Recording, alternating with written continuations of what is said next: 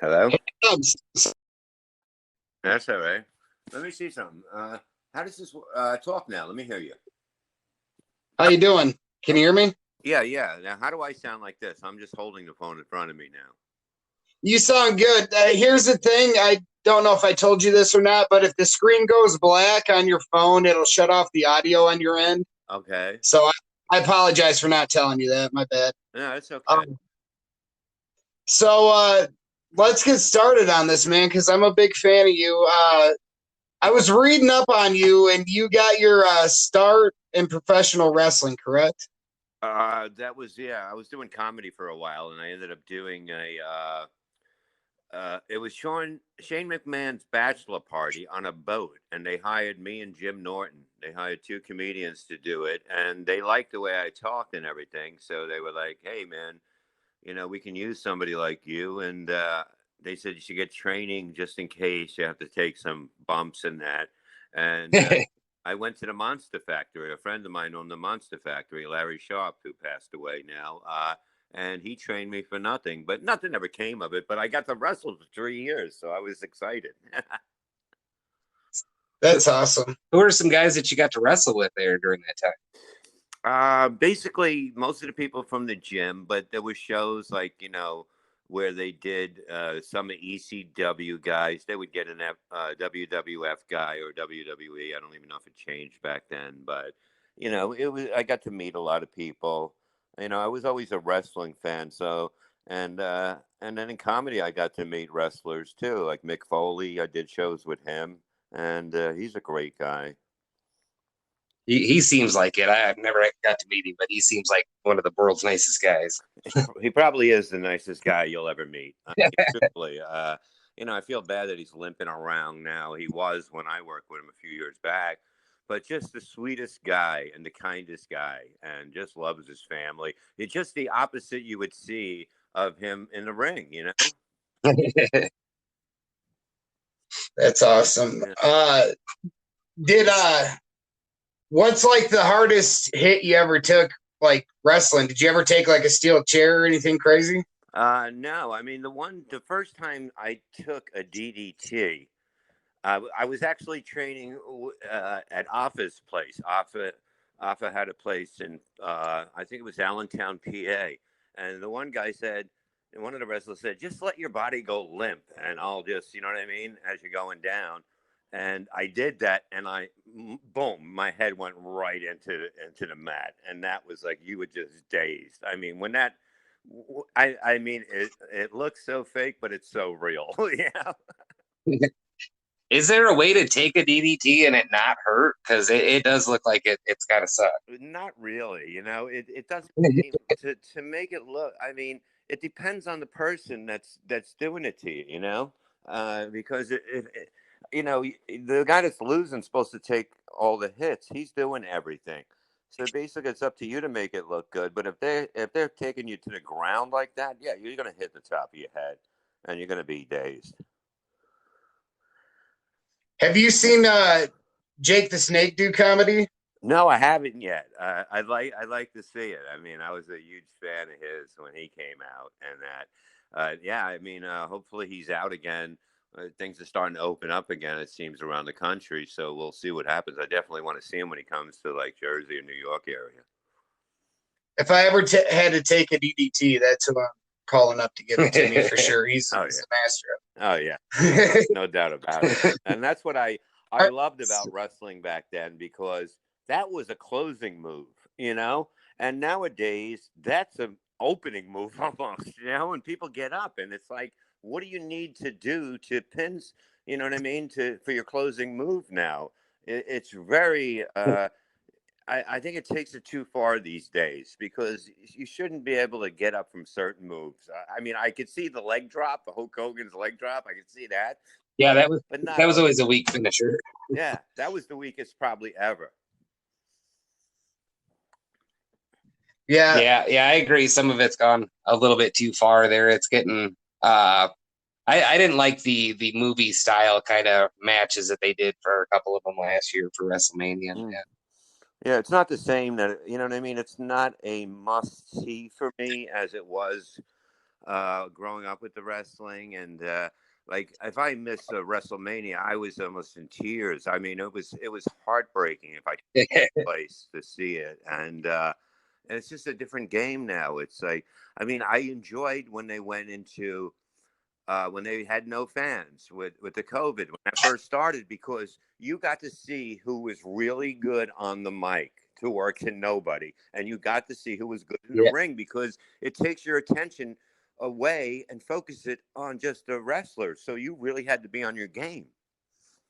Yeah, I like that a lot better than what they're doing now with like piping in audience noise and that, and like that just doesn't. It's just so weird. Yeah, and the people on the computer screens in the back. What the hell is that? I mean, Yeah. really, I can't watch it now. I'll put it on and I'll be like, I'm just gonna wait. I gotta wait it out now. Yeah. Just wanted to check it out at the beginning. Are you getting back out and doing some comedy now that things are slowly starting to open up? Yeah, I mean, basically local. I think I got one in Florida. I'm going Memorial Day, but it's basically I'm gonna wait till it opens more before I start going around the country again. It just doesn't make sense to be able to go to a place that's 40% open, 50 or 60. Yeah. Yeah, it makes it hard to want to get out there when you know that you're going to be performing to half of the people that you hit up the last time you were in that town. Yeah, and it's like if you're going to travel, it's like you want to make money when you're traveling. If I have to drive, I don't really care. But you're not going to make the money you were making until everything opens up again. And I understand that. Yeah. So it's might as well wait and be ready for when it comes. So, sorry, I kind of Mhm. passed by this, but you said that you did Shane McMahon's bachelor party. Yeah, yeah. It was on a boat in New York City, and it just went out, and that was it. And then it was cool. Like Vince was there. I got to talk. That had to get a little wild, right? Yeah, what kind of cast of characters they have for that thing? Yeah, there was like I mean, when I'm thinking about it now, I remember Vince. There was some big shots in definitely in the back office for sure. I don't remember many wrestlers at all, but it was I remember Pat Patterson, because I've heard about him. So, and he's like rubbing my leg. I sit down, he's talking, and he rubs my leg, and he goes, "We can use guys like you." And I'm like, I don't know what that means. But he was very nice, and Vince, I was kind of drunk, and maybe I didn't come off the best way in front of Vince when I was talking to him.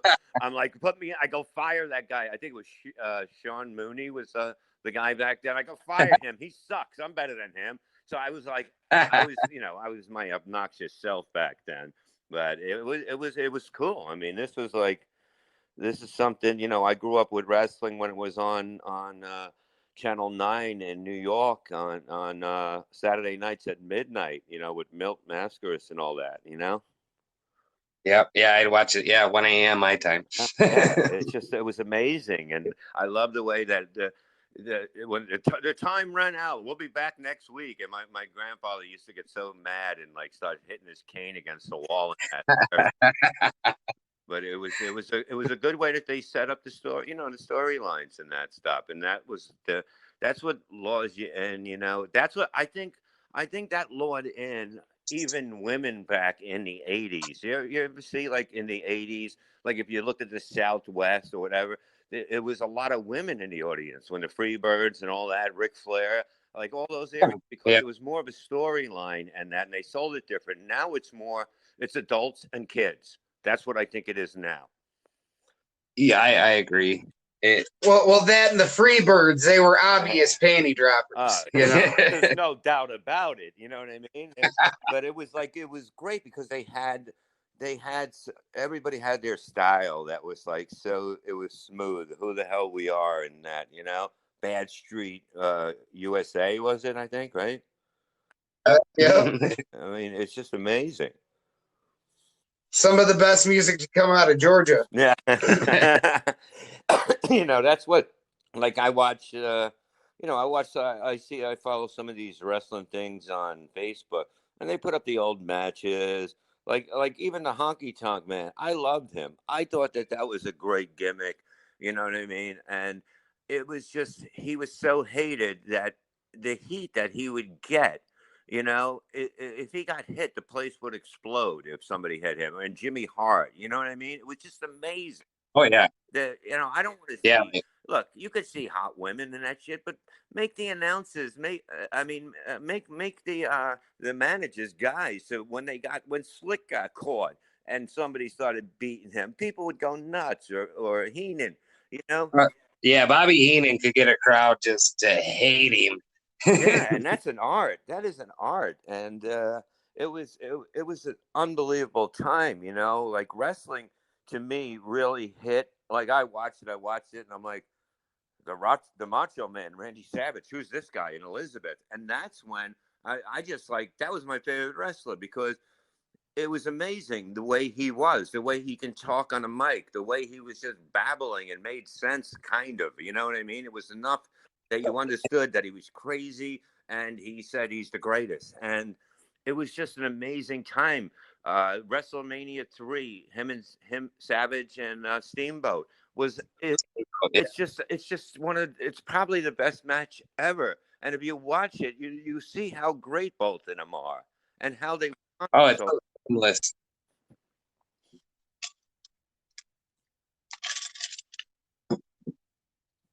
Oh, you there, Yeah. Bob? Oh, sorry. Yeah. Can you tell the story on where your Reverend name came from?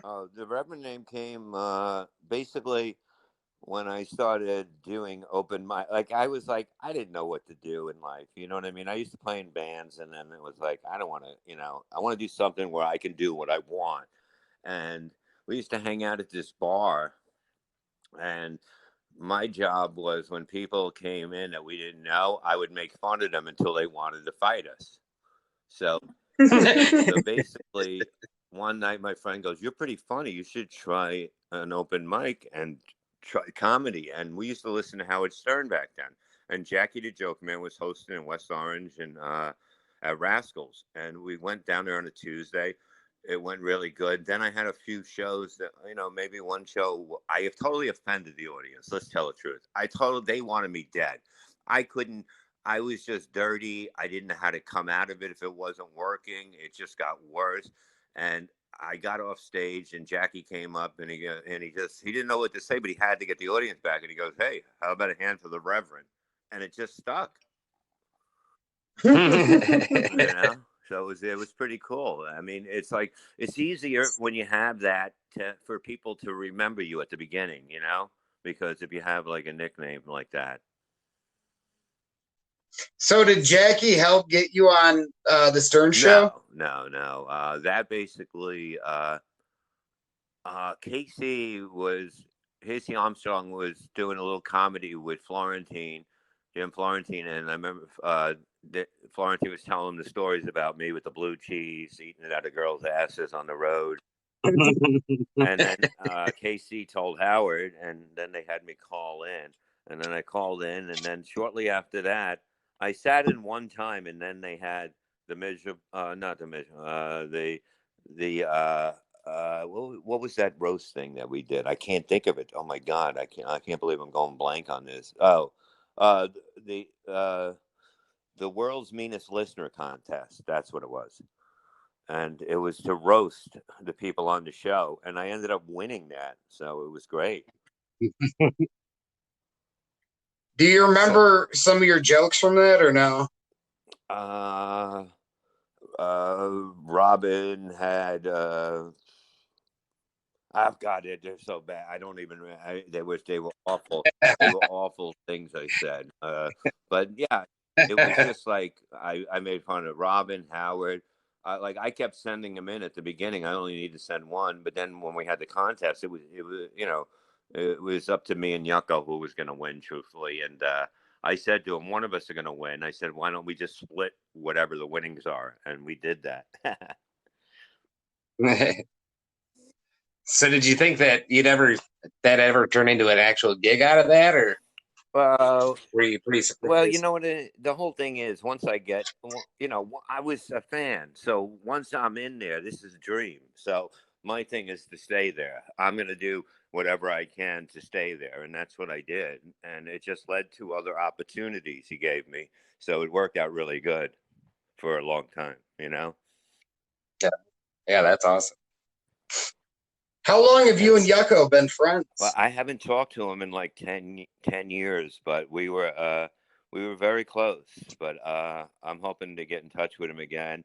At the end it got ugly, and I was in a bad place with, I was stuck on Xanax from my doctor, and I wasn't me, you know what I mean? So when I left there, I left, oh my God, atomic bombs behind me. So out of all of that crew, who would you consider you still being the closest with? I've just recently started talking to Shuli again, and we were all tight. You know what I mean? And we're doing Miserable Men again, which is amazing. We started taping the shows, and we have Brent Hatley as our producer, and it's going to be really good. I think by like the fifth or 10th show, we're going to be like untouchable. There's no doubt about it in my mind. That's awesome.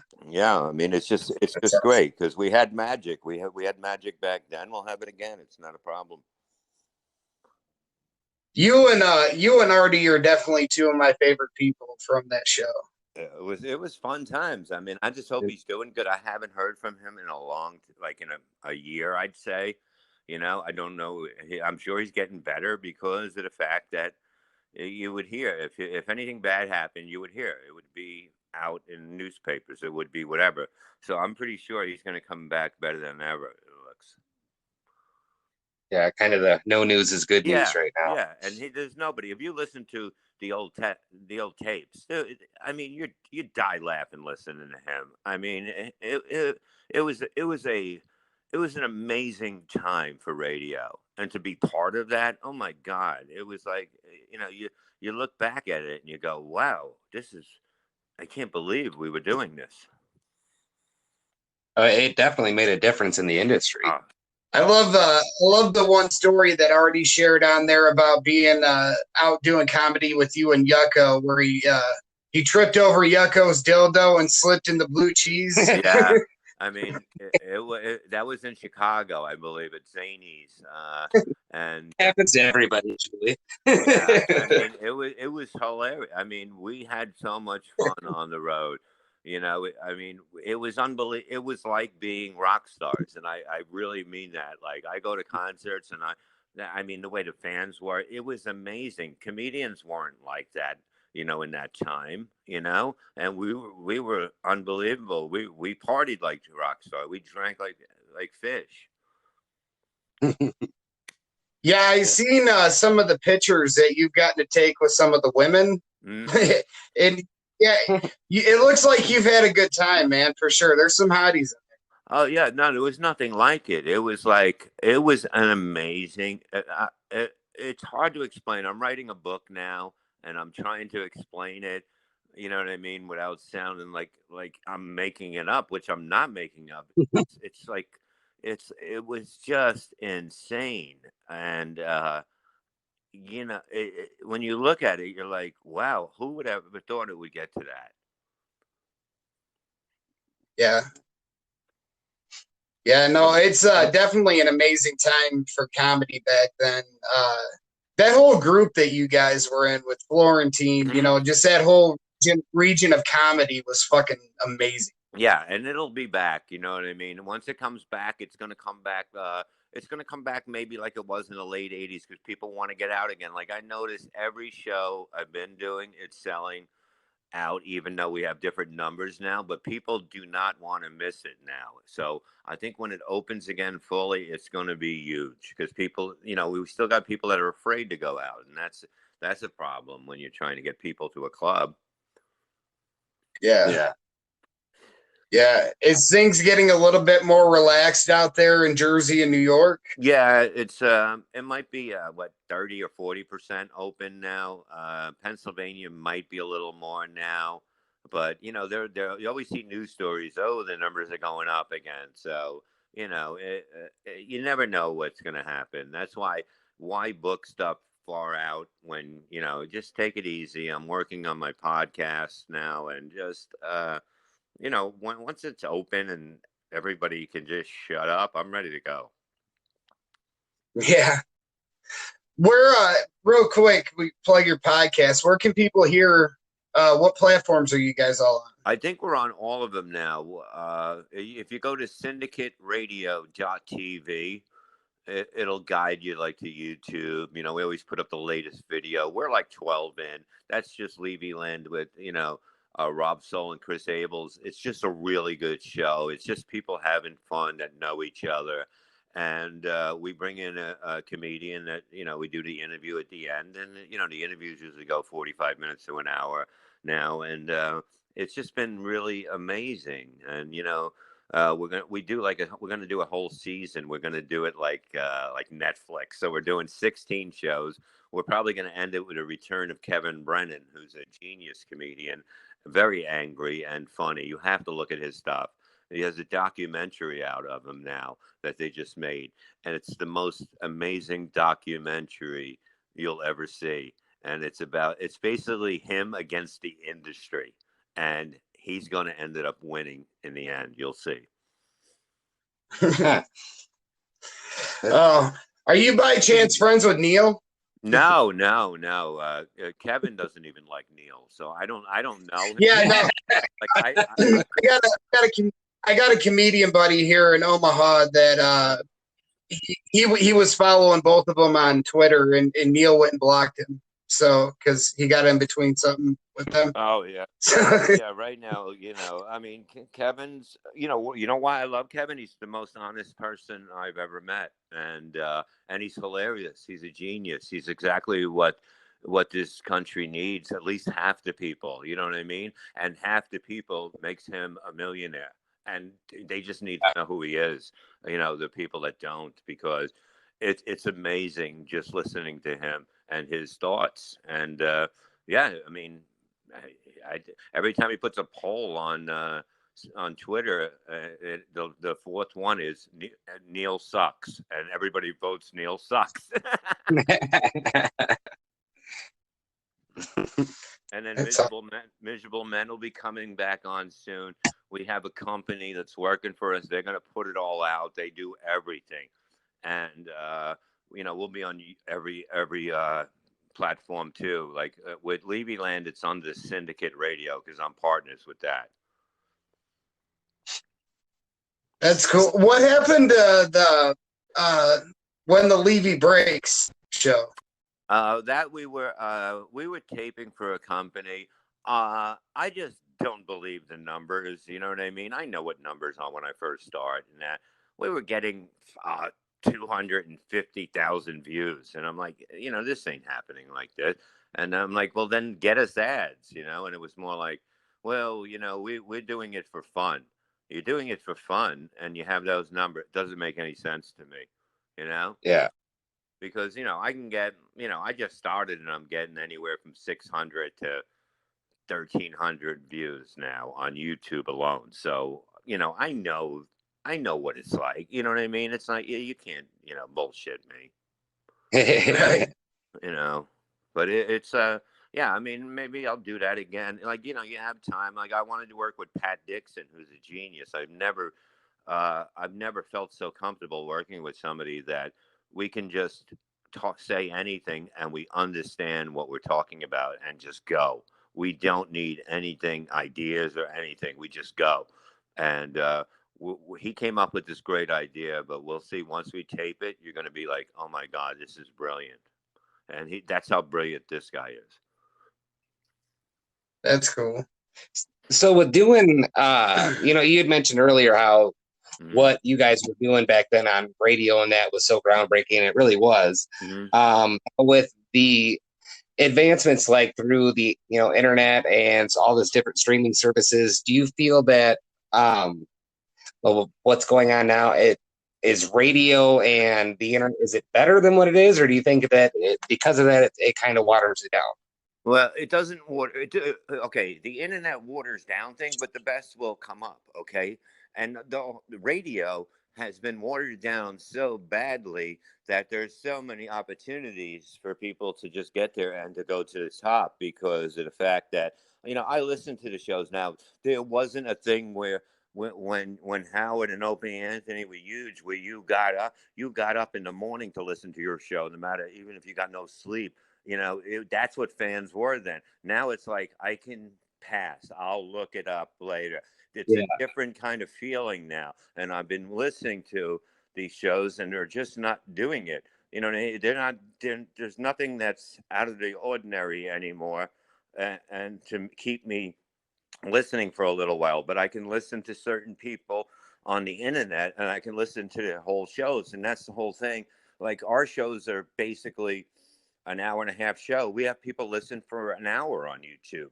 For an hour, that's a huge number when you have how long somebody listens to, and and that's the key. Like if you catch like my show, Kevin Brennan's show, people listen to it because it doesn't have a slow spot. You know what I mean? No matter what you're talking about, whether it's funny, evil, this, that, it doesn't matter. It's entertaining. And that's the key. You have to entertain with whether you're being funny or just talking normal about life.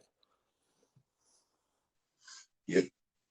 Oh shit! Jesus Christ! I got something stuck in my throat. I think I'm dying. Hang on, Dean.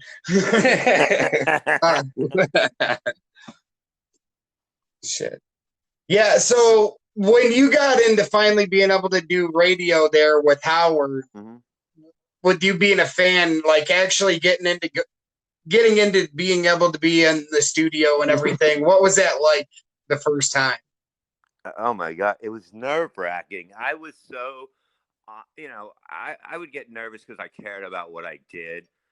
Maybe too much in comedy. I got too nervous at the beginning. But I was so nervous. I remember Florentine came out and I said, dude, can you come out and sit with me when I'm out there the first time? Because but it went fine. And it was like amazing. And then I realized once you're in there, it's not like you're in front of, a million people all over the place. It's like you're sitting, hanging out, talking. That's it. And you never felt like you were on the air when you were on the air. And that's how great he is, that he made you feel like you can talk about anything because of the fact it was like you're hanging out. And that's what it's supposed to be. If it's a hangout, if it feels like a hangout, that's when you do your best radio.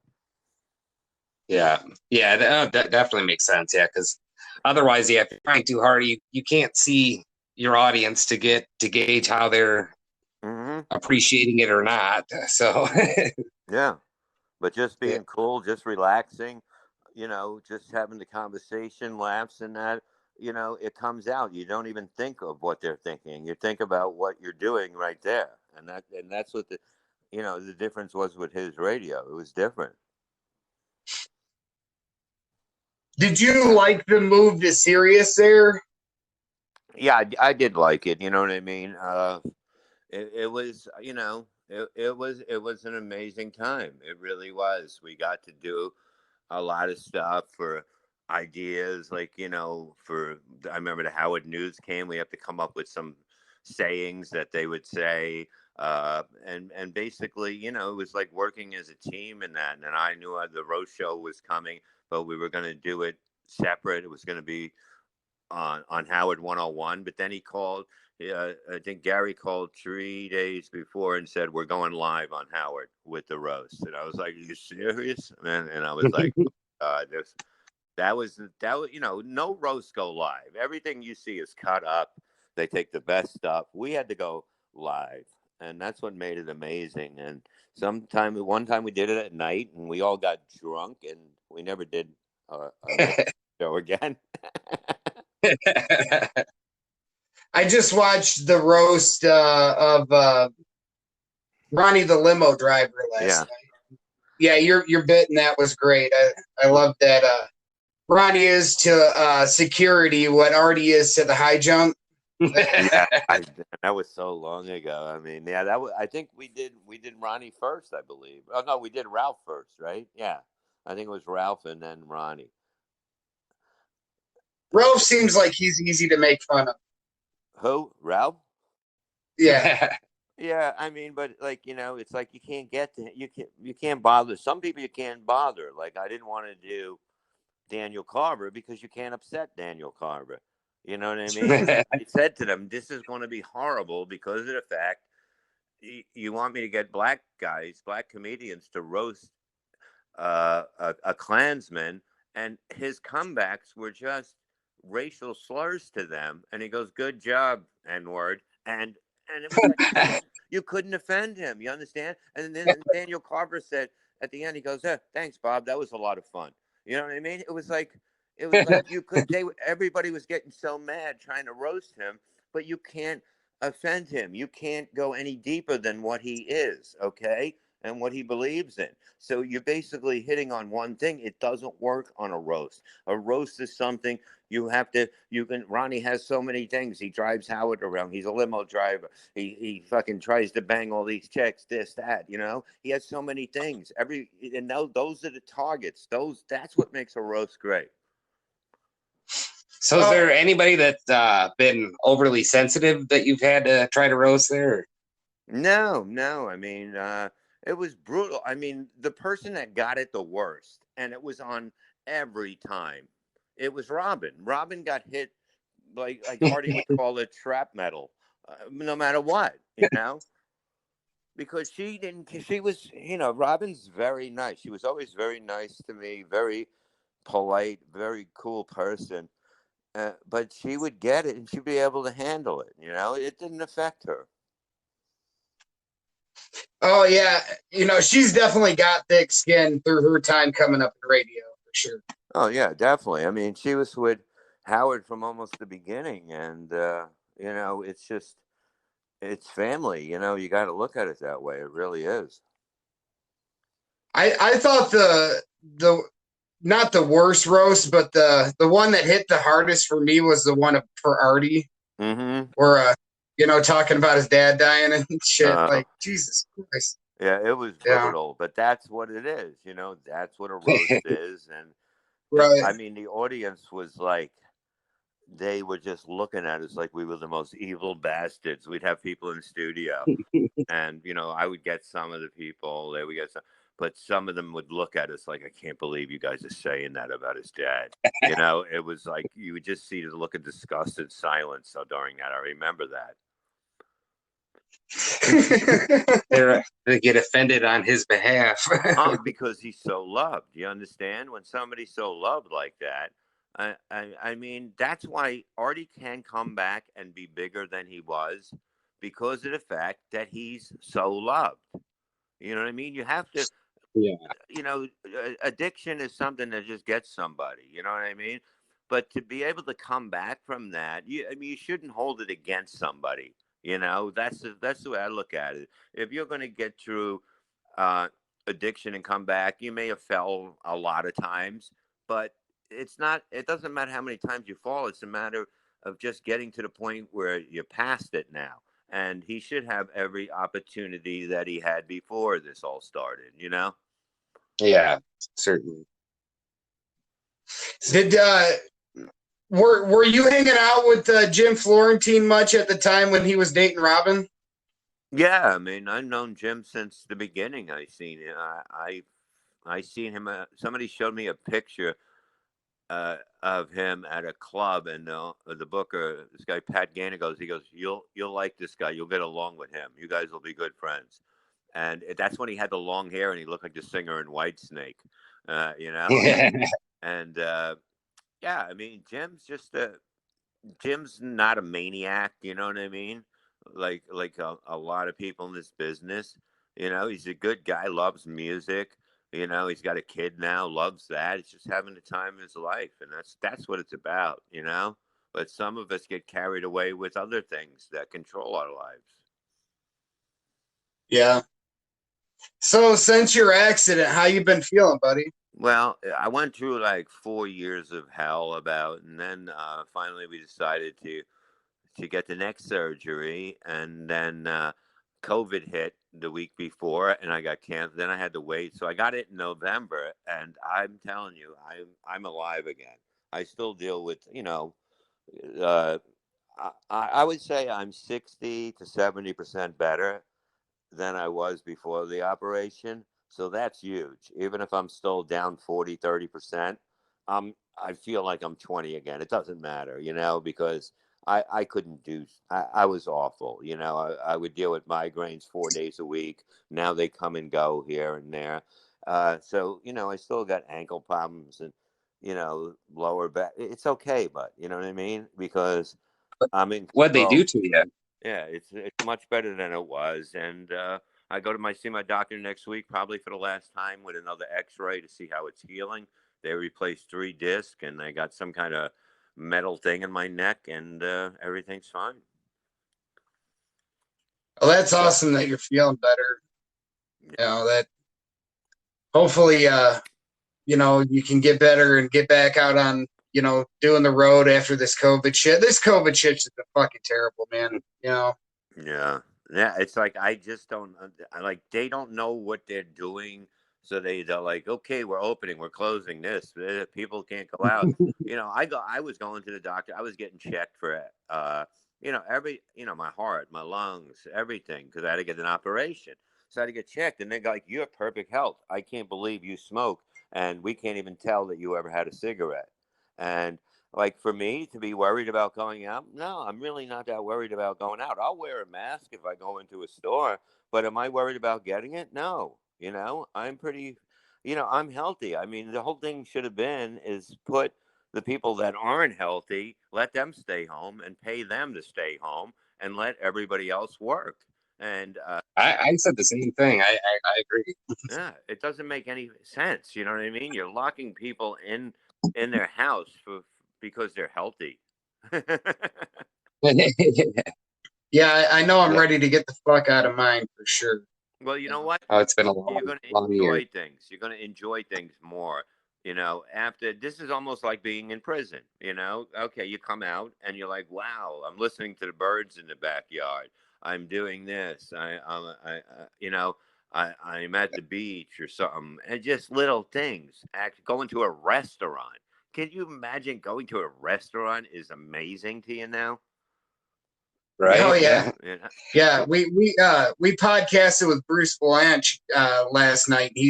He told us about he went out to eat, and I told him I'm fucking jealous, Yeah. man. Because No, it really is amazing. The only thing I liked about the COVID thing is that when we do go out to restaurants, when they opened up inside, you got to not sit around people, which is great. Because I hate when like, if you go with your wife and it's just two, they always have the 2 seat in the middle with all these big tables around you, and you look like a jerk off. You know what I mean? Everybody's watching. oh, I hate that Like, too because I'm fat, so I got to have room between me and the other table. Yeah. That's what irritates. No, it's just it was that was the only thing that was good for it. And to go out and eat in a tent outside, they put a tent outside of the restaurant, but you can eat in there. I mean, it's a fucking greenhouse. What are we doing here?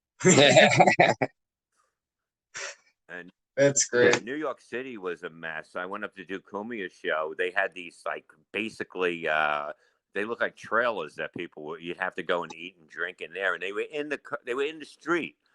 So like right there, you look at and there's like a cab driver's head right next to you, and there's people walking down the street just screaming because they're out of their minds. It's like it's almost like The Walking Dead, New York City now. It's pathetic what happened to it. so, do you think it's going to be a slow coming out process there of people actually feeling comfortable enough to get back out and go to theaters and go out to restaurants and to shows? It might, a lot of the neighborhoods went to shit, like where the studio is for Kumia.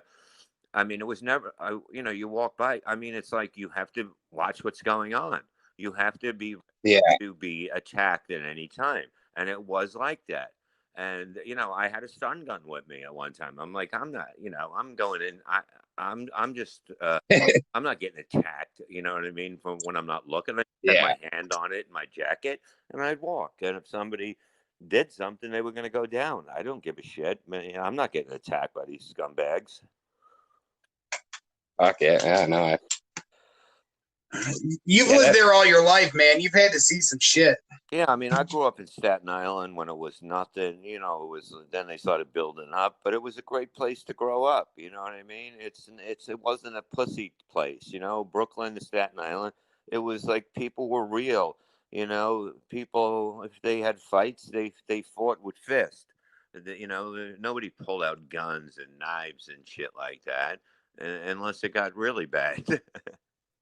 That was a last resort kind of thing. Yeah, it was like that was a pussy move. You know what I mean? If somebody pulled a knife on you, you fucking pussy, you need a fucking knife. That's what you said, you know? And then they realized, I'm not a pussy, and they put it down. Yeah, I miss the good old days when you could smack a motherfucker in the mouth a little bit. Now you always got to worry about that dude pulling a gun out on you. Yeah, or You know? pulling a lawyer out on you. You know what I mean? Yeah, with a cell phone. So easy. Somebody could set you up. Somebody could be a douchebag to you. And that, you know, some people, truthfully, like I always said this, if you never got your ass kicked in your life, you've never learned a fucking thing. You know? Oh, yeah, I You agree. need to get your ass kicked to understand that, you know, there's certain rules. You know what I mean? But now there's no rules. When there's no rules, it gets worse and worse, and that's what's going on now. We're so afraid to basically say, "Oh my God, you know, this this person is going to get away with it, but that person's not gonna." And it's just sickening. I seen a male lady get attacked. That's a that's jail. You know what I mean? You can't attack a male person. Yeah. I mean, for some reason you can't. I don't know why, but because they deliver the mail. But you know, I mean, they're dealing with Yeah, dogs and there's now there's like a people beating the shit out of them because nothing's going to happen. It's all there's yeah, video of like teenagers assaulting Uber drivers and stuff like that. yeah. And then we have the new word teenagers came around and youths. You know, it's like yeah, it's different. It's like you can't say what it is. What happened? You know what I mean?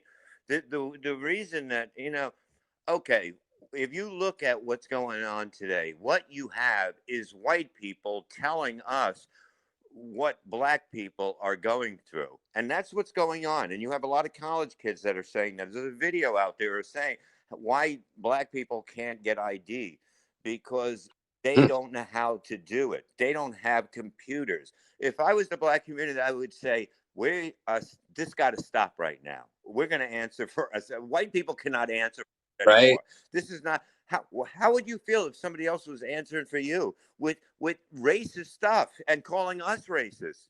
Do you know what I mean? That's the whole Yeah. thing that pisses me Oh, off.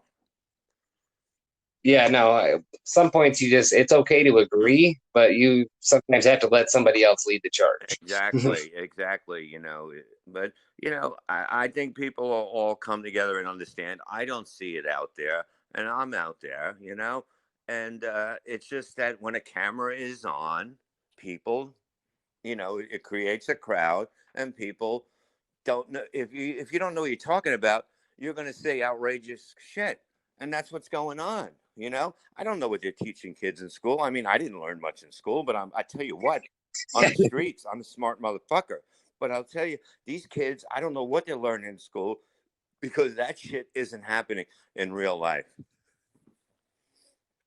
Oh yeah, No, for sure. no. Yeah, the And the only thing that they might be benefiting from now in school, or for now in school anyway, is some of the computer. That's about it. and Yeah. Because eventually everything's just going to be a giant computer. one, see, I think that's some of that is where they're missing out on experiences because kids have their heads buried in their phone and that all the time. They don't go out and do the shit we did when we were younger. And Exactly, and that's why kids are dying from peanut allergies. Are you fucking kidding me? I used to eat dirt when I was a fucking kid. You know, I mean these kids they get home from school and they go home, they go in their room, and they go on the internet and they play their video games. We didn't have, we would play, we would play with dirt, dirt balls and throw them at each other. And like sometimes there was a rock in it and you're bleeding. We'd blow up frogs with firecrackers. Or put a firecracker in a pile of dog shit when somebody wasn't looking and make them turn around and it'd splatter all over them. That's what we did. Yeah. We had fun. We would find apples. We'd put it on a stick and we'd toss them. We'd fling them from a stick with the apple on top at cars that came by. And then people would chase. Remember we used to go on the sleds and in the winter and because they never did the streets and that. So we would jump on cars on the back and hold on and just pull ourselves down the road, and people would flip. Sometimes they wouldn't say anything. Imagine grabbing somebody's car just by standing and getting pulled by a car with your sneakers on. People would flip out. That was a normal thing back then. It just changed everything. You played sports. As soon as you got out, you played sports. You did whatever, a tree fort, anything to have fun, but Yeah. it's so different now. They don't even know. I seen a video of kids trying to figure out a rotary phone. You ever see that thing on the internet? That was my first phone. Yeah, they didn't know they didn't know what they were looking at it like my dog would look at it. Yeah, after my parents got divorced, I spent a lot of time calling them over a rotary phone. Yeah. One. that was always the good thing to fuck that up. That was just pure frustration. Oh, you gotta start the fuck over. Fuck that. Good backspace. Oh yeah, like if you hit the 7 and you didn't go all the way, and you're like, "Fuck it, I didn't go all the way. I don't think I got to start over." Yeah. You get to the end and somehow it didn't register one of them, then you're really pissed because you thought that you successfully did it. Yeah, it wasn't that easy. It was a pain in the ass. I mean, you would think that they would invent something a little better, like why not just have the push button thing, which they later did. Yeah. Even that wasn't foolproof, though. You can still fuck that up. Now with a cell phone, you just hit backspace. Yeah, but now I don't know. I know nobody's number except for my mom's. Can you believe that? That's the only. Oh, no, I'm the same way. I couldn't even tell you my mom's number, to be honest, Bob. So that's good that you know that. Well, I can tell you. I can tell you your mom's number if you need it. Now. No, but it's so. I'm sure you could. No, but it's so weird that if you lose your phone, that is when people, you could tell somebody to have cancer and then say you've lost your phone. They go, I lost my phone, because that's the worst thing that can happen to you. Every contact is in there.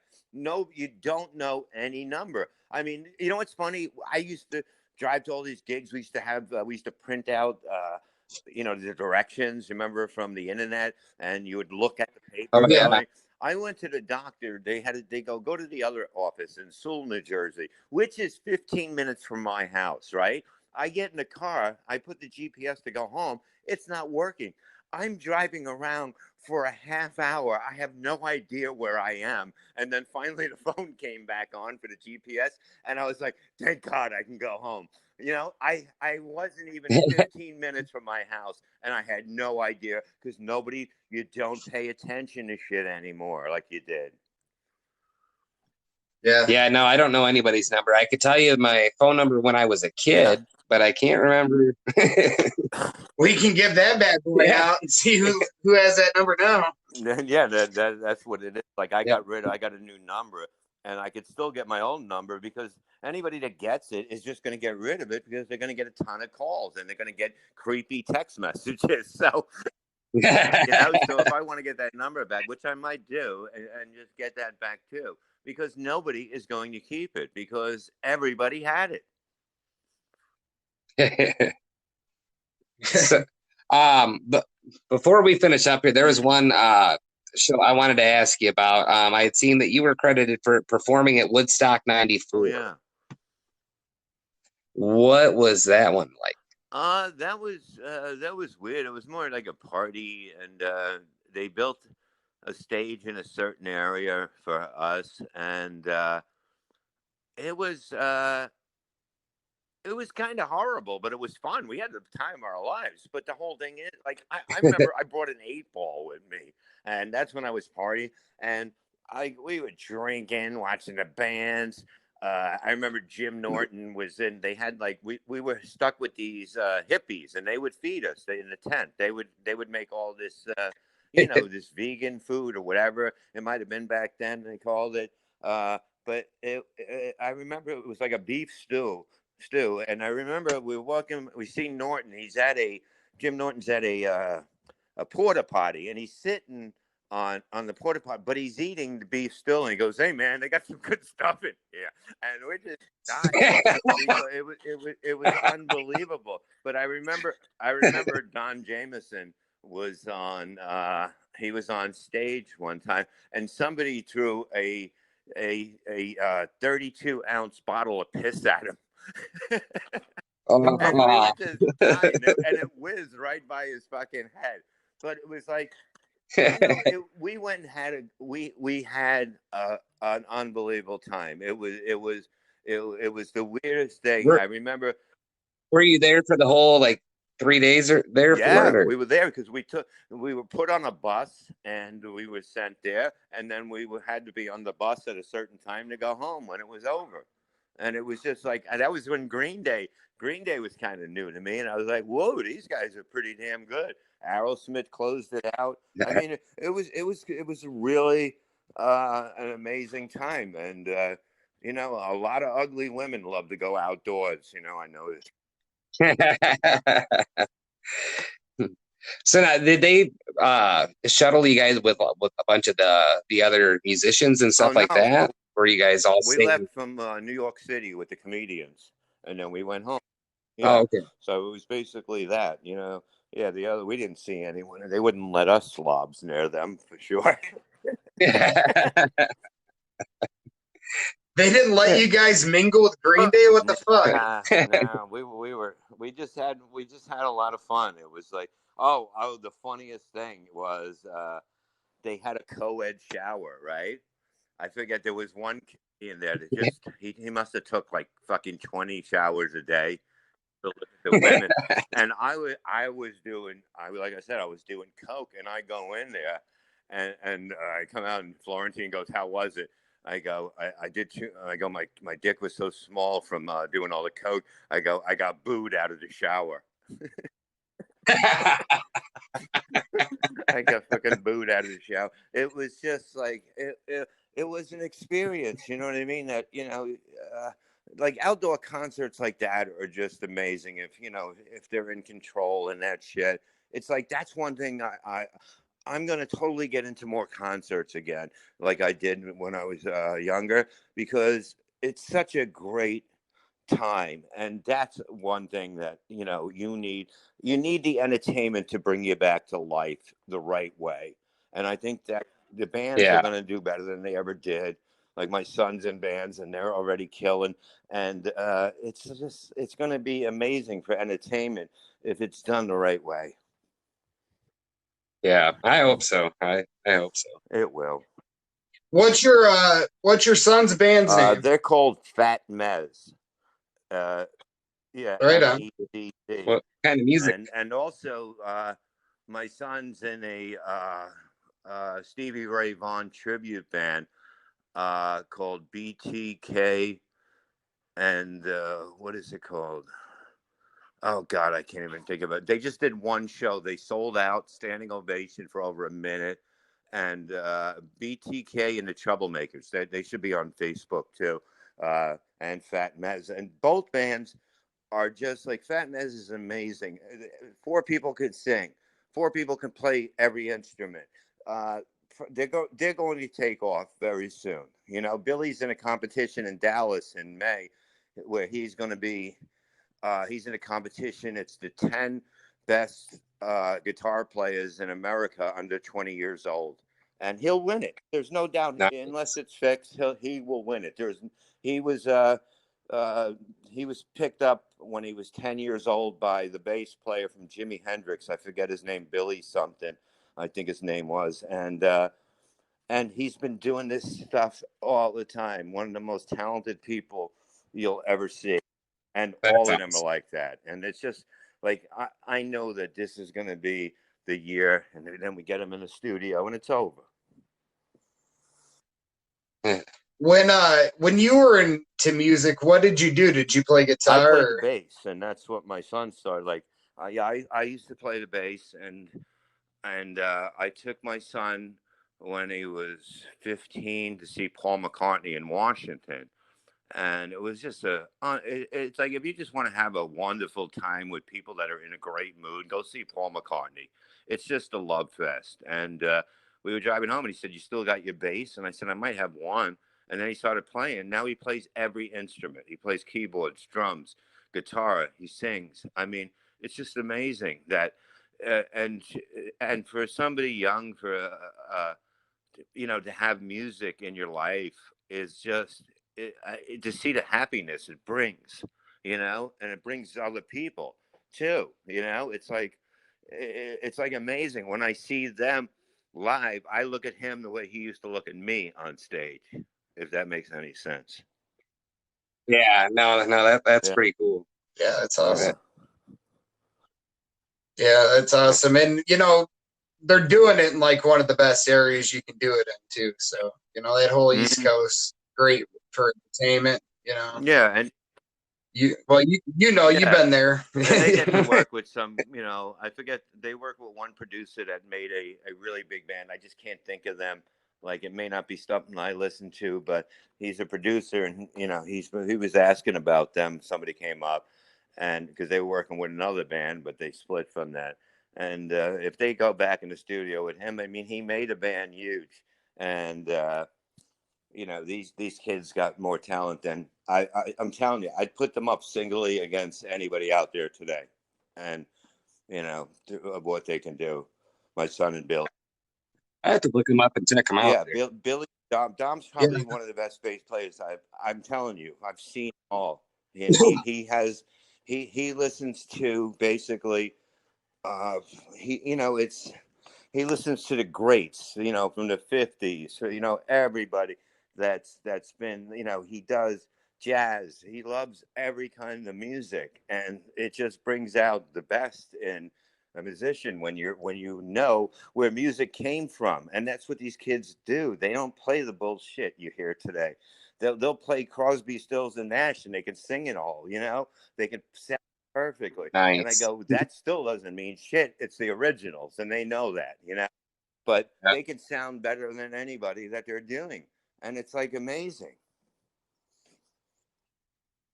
Yeah, that's great. Fucking a lot of this music today is so fucking watered down. So it be awesome for a change in the mainstream a little Yeah, bit, it's time. It's some more of that old school yeah, feel. it's time. It's totally time. There's only the only band that's been with kids, in their 20s or whatever is the one that sounds like Zeppelin. What is that? The Yeah, Greta Van yeah. Fleet. And Yeah. And that, they sound exactly like just a new Zeppelin. and I said, you go to their label, we go with their label, it's something. You open for them for one tour, and then you're headlining. You know what I mean? There's no doubt in my mind. I said, I know enough Yeah. people to say, here, just look at this. Here, I'm giving you the end. That basically somebody's going to jump on them, because they're that good. They're singly, Billy and Dom are as good as anybody. That's awesome, man. Yeah, we'll take a look at them, check that Yeah, out for cool. sure.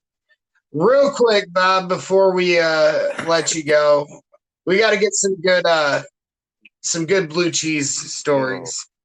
So did this ever take a turn for the worse where maybe this wasn't a Well, good yeah, we'll idea? get to that one after this one. One, Okay. one time they tricked me, and this girl just died too. I don't know how. Remember Eve the Queefer from Stern? Yeah, I Okay, do. yeah, I Yeah. had her on here. We were friends, and then she came to a show. We were in Boston. or somewhere around Boston. And they came up, Shirley and them came up with an idea to put a chocolate bar in her ass and let her walk around with it for like an hour before the show. And then she came up and did the blue cheese thing. And then I do it and I look up and I got all this brown shit all over my face. And I had no idea. But the worst experience was I was upstate New York. I offered to do the blue cheese thing. I never knew who's coming up, okay? I never know, except for, the Eve we had, because they said we'll do her because she's on the show, it'll help. And so I was like, okay. But I asked the audience, I see a hand raise up, and I'm like, and I look down and I'm like, oh my God, she must have been about 280, 300. And I'm like, no. And everyone's going, you got to do it. And I'm like, all right, get up here. And she came up, and it was the funniest thing to be at that show. And there was one girl in Pennsylvania that came up. It was like, I think she might have just took a shit and jogged to the fucking to the place because it was just, oh my fucking Lord. And all the rest, I had a mother and daughter one time. It was fine. It was fun times. What a mother and daughter combo. That's and great. Guess what? The husband was in the audience with them. Such a proud dad and husband. Never so proud. Some people look at the things that they accomplish in life differently, and I am not one to judge somebody. Yeah, that's awesome. That's awesome. Before we let you go, buddy, you got anything to promote? Any merch? What's your website? Just check out on Twitter. My name is Levy_Sir. That's my new one. But you can see it's me once you hit it, because I had to get back on because they threw me off. And then Facebook, I got like 3 Bob Levy's and a Reverend Bob Levy. So that's the one you want to join, because the other ones are full, I think. So the Reverend Bob Levy. And then SyndicateRadio.tv will have all the shows up on it, and my comedy shows too. But it has all the 12 podcasts that we've done so far. And I'm just going to put everything on there. And then Instagram is Levy Bob, I think. And I had to get a second one of that too. So you get into a lot of trouble on Instagram then? Or? Instagram was nothing about getting in trouble. I forgot my password, and I just couldn't get in. I was like, fuck it, I'll just make another one. Oh, that's great. I wasn't sure. Maybe sometimes on Instagram they're a little lenient on what you could share. I post a lot of pictures of my dogs, and and basically I'll put up some gigs and not much else. You know what I mean? I started putting up the show, but I'm nice on there. On Twitter, I'm nice too. I'm nice now because you can't do anything, so I'm not getting thrown off now. Yeah, you got to be Mr. PC these days. Only on the somebody internet. When I'm on stage, that's my rules. If you don't like it, if you think you're going to be offended, stay home. I don't fucking give a shit. I agree. I am not changing me, and I'm funniest when I can be me. So I'm not trying to bend either way. I'm not trying to be filthier. I'm just being me up there. And if you just can't handle, enjoying life, stay the fuck home. You know what I mean? Because nobody wants your miserable ass there. It amazes me that people still, at this day and age, get offended when they go to a comedy show, because you should be able to get a pretty good idea of who the comedian, what they're about, what kind of, so you should already know whether or not you're going to be offended before you even go. But you have people that like to be offended because they need something to talk about at the dinner table. Their whole life is about not being happy anywhere they go. And, stay the fuck away. Yeah, I definitely know a few people like that. It's a mental illness that's going around. Yeah, it's sad for sure, because it's making a lot of people change, and I'm glad you're not going to be one of them. No, I'm too old to fucking change. God damn it. I ain't fucking doing this shit. I feel like I'm 21 again, so let's fucking live it up again. Let's party again. Let's get the fuck outside and fucking Yeah. put your asses on stage so I can jam my head in there.